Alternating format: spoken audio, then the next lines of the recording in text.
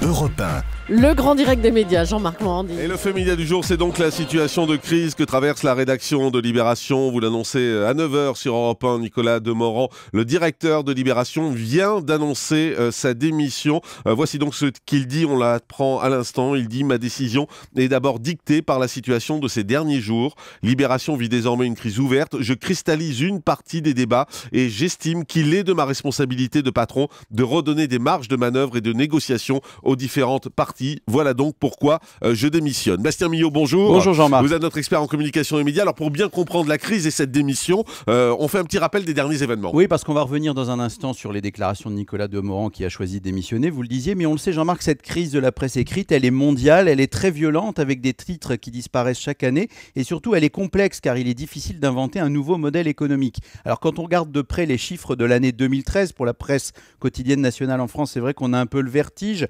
à l'exception notable des Échos et de la Croix, tous les quotidiens sont en baisse en termes de vente en kiosque et d'abonnement, des baisses assez limitées pour le Figaro et le Monde, plus fortes pour le Parisien aujourd'hui en France et très violentes pour Libération qui est en recul de près de 15% avec des ventes qui dépassent aujourd'hui à peine les 100 000 exemplaires. Et on le sait Jean-Marc, qui dit baisse des ventes dit également situation budgétaire tendue, surtout dans le contexte publicitaire morose. Et bien du coup, les actionnaires actuels de Libération se sont lancés dans un plan d'économie de l'ordre de 4 millions d'euros par an. Alors évidemment, il y a les leviers classiques. On essaie de mettre en place un plan de départ volontaire pour alléger les effectifs de journalistes. On recherche de nouveaux actionnaires qui seraient prêts à remettre de l'argent dans le journal, mais dans le contexte, c'est pas forcément évident. Et puis surtout, ce qui a mis le feu aux poudres et qui a provoqué cette démission à l'instant même de Nicolas Demorand, c'est la recherche d'un nouveau projet alternatif. Alors ce projet, il a été décrit par les actionnaires de Libération, soutenu évidemment par Nicolas Demorand, comme un réseau social créateur de contenu monétisable en clair et de manière concrète. On sortirait d'un modèle tout papier pour aller aussi faire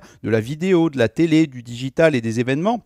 Mais ce qui a provoqué la colère des journalistes, qui a servi en sorte de chiffon rouge dans cette affaire, c'est le déménagement du journal qui a été jugé inéluctable par les actionnaires et la transformation de l'actuel siège de Libération à Paris, qui fait 4500 m², en un espace culturel et de conférences où il y aurait un plateau télé, un studio radio, mais aussi un restaurant, un bar et même un incubateur de start-up. Un projet que les actionnaires ont présenté comme une sorte de Flore du 21e siècle, très bobo, mais très violemment rejeté par les journalistes de Libération qui se sont mis en grève jeudi dernier et ont consacré la une de leur journal ce week-end à la défense de leur identité en écrivant en gros « Nous sommes un journal, pas un restaurant, pas un bar ». Donc en fait, Jean-Marc, une véritable fin de non-recevoir. Alors on le voit, la tension est à son comble entre les journalistes et les actionnaires. D'ailleurs, comment réagissent les actionnaires ? On a l'impression que la rupture est totale. L'un des actionnaires, Bruno Ledoux, a mis un peu plus d'huile sur le feu en envoyant un mail aux autres actionnaires le week-end dernier où il faisait part de son souhait, je le cite, de rendre ringards tous ces esprits étriqués et de prendre à témoin tous les Français qui raquent pour ces mecs. Ça vous montre une idée de l'ambiance.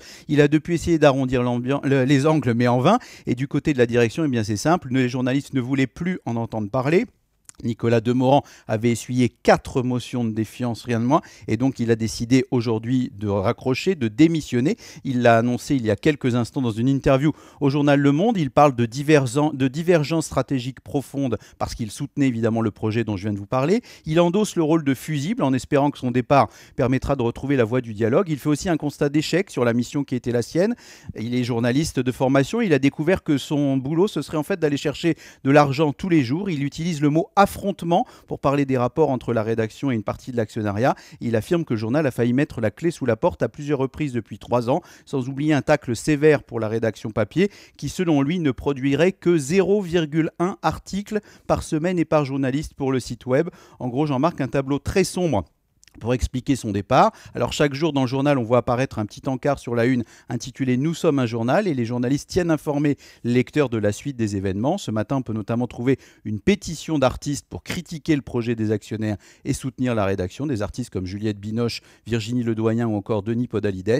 Le blocage paraît donc complet et on voit mal qui pourrait dénouer la situation. Dernière question, Bastien, est-ce que le quotidien Libération est condamné à disparaître ? La situation est critique. Un journal sans patron, avec des actionnaires qui ne veulent plus remettre d'argent, une dette de plus de de 6 millions d'euros qui vient d'être rééchelonné jusqu'en 2017. Alors, est-ce que Libé va connaître un destin à la France Soir qui n'existe plus qu'en numérique, ou un destin à la Tribune qui est devenu un hebdo-papier et un site internet? On va le voir dans les prochaines semaines, voire même dans les prochains jours. Les actionnaires, on le sait, tentent d'obtenir un prêt de l'État, un prêt complémentaire de l'État cette semaine. Pas certain que Bercy accepte de remettre la main à la poche dans une économie de la presse déjà largement subventionnée.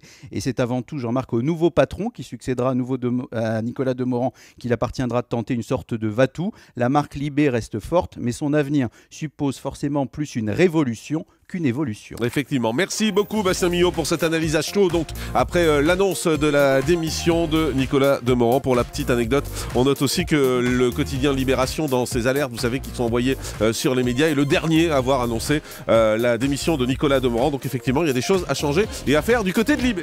Le grand direct des médias, Jean-Marc Morandini.